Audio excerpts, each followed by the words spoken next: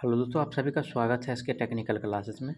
तो चलिए दोस्तों, एक नए सेशन में आप सभी का स्वागत है। और आज का जो क्लास होगा दोस्तों इलेक्ट्रिकल में दोस्तों यानी कि थ्योरी को देखेंगे।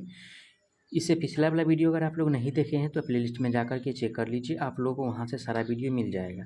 तो चलिए सबसे पहला प्रश्न से स्टार्ट करते हैं। उससे पहले आप लोगों के लिए एक आवश्यक सूचना, बहुत सारे वीडियो देखे होंगे कि इसका एग्ज़ाम BSPSC का एग्ज़ाम फलाना दिन होगा ठिकाना दिन होगा। तो उस भ्रम में ना रहे, जो एग्ज़ाम डेट दिया हुआ है वहीं पे आप लोग अड़े रहे। क्योंकि देखिए दोस्तों, इसका एग्ज़ाम ये नहीं क्लियर हुआ है अभी तक कि TCS ही कराएगा, ठीक है ना। बहुत सारा वीडियो देखिए, यानी कि दूसरा एग्ज़ाम का यानी कि जो रिव्यू है या जो डाटा जारी किया गया उस हिसाब से आप लोगों को PDF पैनल पे वीडियो बना के आप लोगों को बताया जा रहा है कि BSPSCL का एग्ज़ाम जो है यानी कि TCS कराने जा रहा है, ठीक है। ऐसा कोई अभी टेंडर दिया नहीं गया है बोर्ड के द्वारा जो है कि BSPSCL का एग्ज़ाम जो है TCS ही कराएगा, ठीक है। हो सकता है दूसरा एजेंसी भी ले, तो इसका भी कोई कन्फर्मेशन नहीं है। लेकिन एग्ज़ाम की बात है तो जो एक्सेप्टेड डेट दिया हुआ है उसी पे आप लोग अड़े रहिए, ठीक है ना। कोई भ्रम में नहीं आना है। तो चलिए टाइम गंवाए हुए पहला प्रश्न से स्टार्ट करते हैं। पहला प्रश्न दिया हुआ है, एक 3 फेज 400 वोल्ट 50 हर्ट्ज 4 पोल फ्रीक्वेंसी मोटर में 14 डिग्री इलेक्ट्रिकल, ठीक है। ये अधूरा प्रश्न है। इसका जो प्रश्न है ऊपर दिया हुआ है उसको पढ़ लेते हैं, ठीक है। इलेक्ट्रिकल का लोड का समक्ष मैकेनिकल डिग्री क्या होगा, ठीक है। तो सबसे पहले क्या दिया हुआ है, तो 3 फेज दिया हुआ है और वोल्ट कितना है, तो 400 वोल्ट है। और फेज जो है यानी कि हर्ज जो दिया है, फ्रीक्वेंसी जो दिया हुआ है वो 50 हर्ज दिया हुआ है। क्या दिया हुआ है फ्रीक्वेंसी, तो फ्रीक्वेंसी बराबर जो दिया है वो 50 हर्ज दिया हुआ है। उसके बाद बात कर लिया जाएगा कि इसमें जो पोल की संख्या जो दिया हुआ है वो टोटल यानी कि 4 दिया हुआ है, ठीक है। और डिग्री की अगर बात किया जाएगा दोस्तों, तो वो 14 डिग्री दिया हुआ है। कितना, तो 14 डिग्री दिया हुआ है। पूछ क्या रहा है, तो मैकेनिकल डिग्री। तो आप लोग जानते हैं कि फाई बराबर क्या होता है, P/2 और फाई एम होता है। क्या होता है, फाई एम होता है। ये होता है फॉर्मूला। इस पर आप लोगों को निकालना है मैकेनिकल डिग्री। तो इलेक्ट्रिकल डिग्री ये, ठीक है। और साथ ही साथ ये मैकेनिकल डिग्री। अब निकालना है क्या, तो मैकेनिकल डिग्री हमको निकालना है। तो मैकेनिकल डिग्री निकालने के लिए क्या करना पड़ेगा, सबसे पहले तो मैकेनिकल डिग्री निकालने के लिए, जैसे कि इलेक्ट्रिकल डिग्री में, ठीक है ना, इलेक्ट्रिकल और डिग्री में यानी कि P/2 हो जाएगा। अब रही बात, ये दो जो है ऊपर चला जाएगा तो 2 फाई ई और बट्टा में यानी कि क्या, पोल हो जाएगा। तो 2 का 2 ही रह जाएगा। और इलेक्ट्रिकल जो दिया हुआ है कितना दिया है, तो इलेक्ट्रिकल का वैल्यू जो दिया हुआ है वो 14 डिग्री दिया हुआ है। साथ ही साथ अब रही बात नीचे पोल की संख्या, तो पोल की संख्या 4 है, तो 2 इकाई 2 हो जाएगा, ठीक है। और फिर यानी कि 2 सतह यानी कि 14 हो जाएगा। बच कितना रहा, यानी कि 7 बच रहा है। अब यानी कि इसका जो डिग्री जो होने वाला है दोस्तों वो 7 हो जाएगा, क्योंकि 7 जो होगा दोस्तों ये निकला जो है मैकेनिकल डिग्री निकला हुआ है। क्योंकि इलेक्ट्रिकल डिग्री हमें दिया हुआ है तो मैकेनिकल डिग्री ही पूछ रहा है। अब रही बात कि BSPSCL की तरफ से इस प्रकार का प्रश्न आप लोगों को ज़रूर देखने को मिलेगा। तो काफ़ी इंपॉर्टेंट प्रश्न है, आप लोग इसको MI कर सकते हैं। चलिए अगला प्रश्न पे चलते हैं। अगला प्रश्न है, किसी सिंक्रोनस जनरेटर का वोल्टेज रेगुलेशन ऋणात्मक हो सकता है जब, किसका बात कर रहा है भाई, तो जनरेटर का बात कर रहा है, ठीक है। तो जनरेटर में यानी कि ऋणात्मक वोल्टेज रेगुलेशन कब हो सकता है, ठीक है।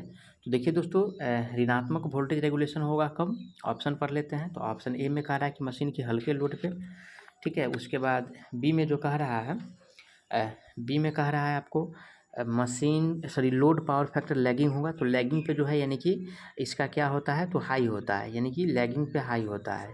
अब रही बात लोड पावर फैक्टर यूनिटी, तो यूनिटी पे यानी कि इक्वल होता है, ठीक है ना। EB बराबर यानी कि वोल्ट होता है, ठीक है। और डी में जो दिया है, लोड का पावर फैक्टर अगर लीडिंग होगा, है ना, तो जनरेटर का जो वोल्टेज रेगुलेशन होगा वो नेगेटिव होता है। क्या होता है, तो नेगेटिव होता है। अगर लीडिंग होगा पावर फैक्टर तो जनरेटर का वोल्टेज रेगुलेशन जो होता है वो नेगेटिव होता है। तो करेक्ट आंसर जो होगा ऑप्शन इसका क्या सही हो जाएगा भाई, तो राइट आंसर जो होगा दोस्तों ऑप्शन इसका डी सही हो जाएगा। चलिए अगला प्रश्न पे चलते हैं। अगला प्रश्न दिया हुआ है कि एक सामान्य उत्तेजना के आधार के साथ चल रहा तुल्यकालिक मोटर लोड में परिवर्तन समायोजित करने के लिए निम्न में से किसमें परिवर्तन लाता है। तो देखिए, अगर लोड में परिवर्तन लाना है, ठीक है, तो लोड में अगर परिवर्तन लाना है, चाहे बढ़ाना है चाहे घटाना है, तो इसके लिए सबसे पहले जो होगा दोस्तों, ए में कह रहा है कि पावर कोण में बदलाव होता है, बी में कह रहा है कि बैक EMF में बदलाव होगा, 3 में कह रहा है कि टॉर्क कोण में बदलाव होगा और 4 में कह रहा है कि आर्मेचर करंट में बदलाव होगा। तो क्या करेंगे इसके लिए, तो सबसे पहले यानी कि टॉर्क का जो एंगल होगा ये क्या होगा दोस्तों, तो ये परिवर्तन लाता है। तो करेक्ट आंसर की बात किया जाएगा तो ऑप्शन इसका सी सही हो जाएगा। ठीक है ना। चलिए अगला प्रश्न पे चलते हैं।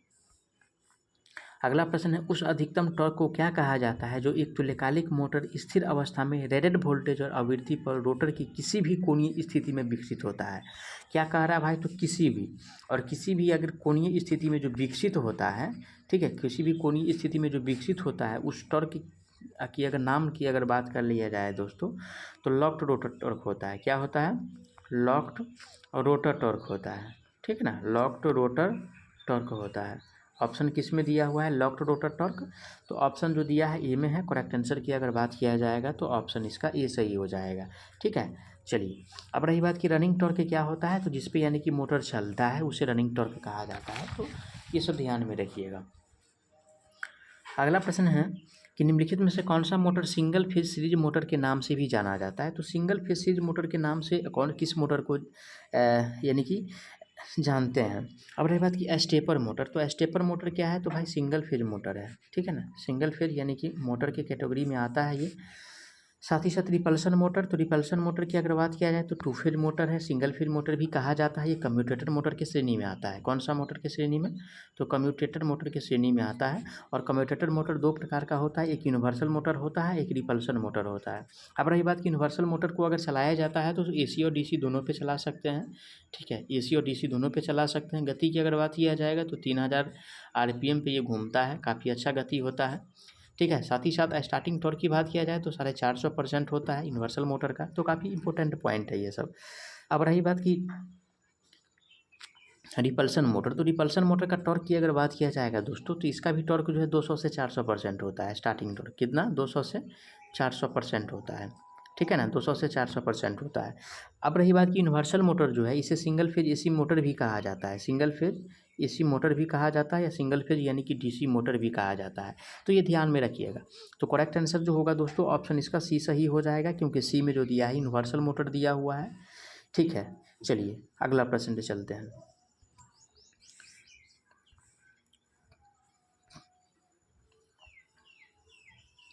अगला प्रश्न है कि स्प्लिट फेज इंडक्शन मोटर के स्टेटर में 2 वाइंडिंग्स होता है जिन्हें रनिंग वाइंडिंग और स्टार्टिंग वाइंडिंग कहा जाता है। स्टार्टिंग वाइंडिंग में क्या होता है, देखिए दोस्तों, यानी कि मोटर की अगर बात किया जाएगा तो मोटर में जो है स्प्लिट फेज में क्या होता है, तो इसमें जो है, ठीक है ना, इसमें यानी कि 2 प्रकार का वाइंडिंग होता है।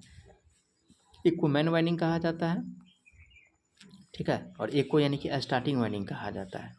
मैन वाइंडिंग का मतलब यानी कि रनिंग वाइंडिंग हो गया।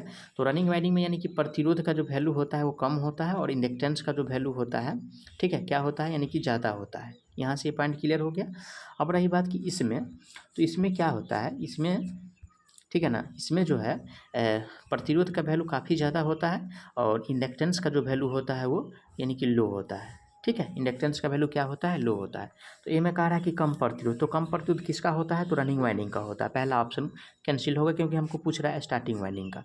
तो बी में दिया है उच्च प्रतिरोध और कम प्रेरक। तो राइट आंसर जो होगा दोस्तों ऑप्शन इसका बी सही हो जाएगा। क्या सही हो जाएगा, बी सही हो जाएगा।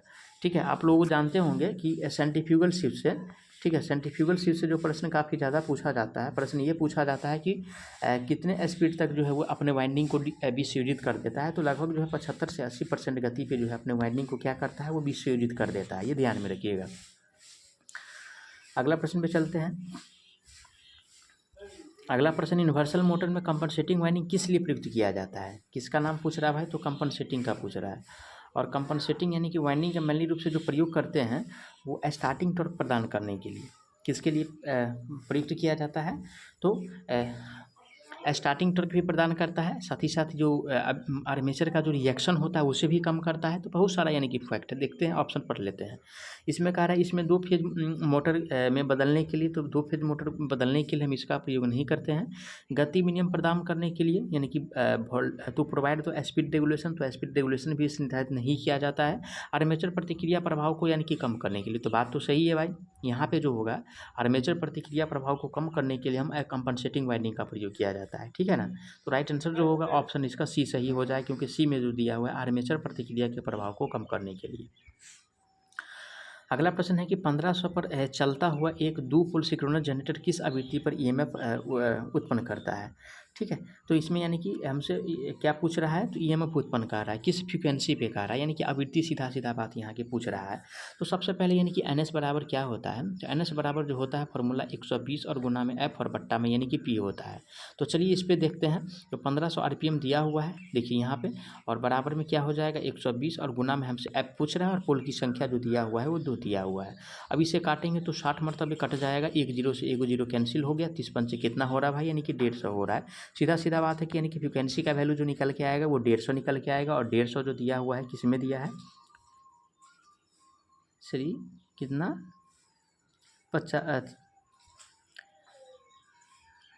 25 छक्के 150, सॉरी 25 आएगा।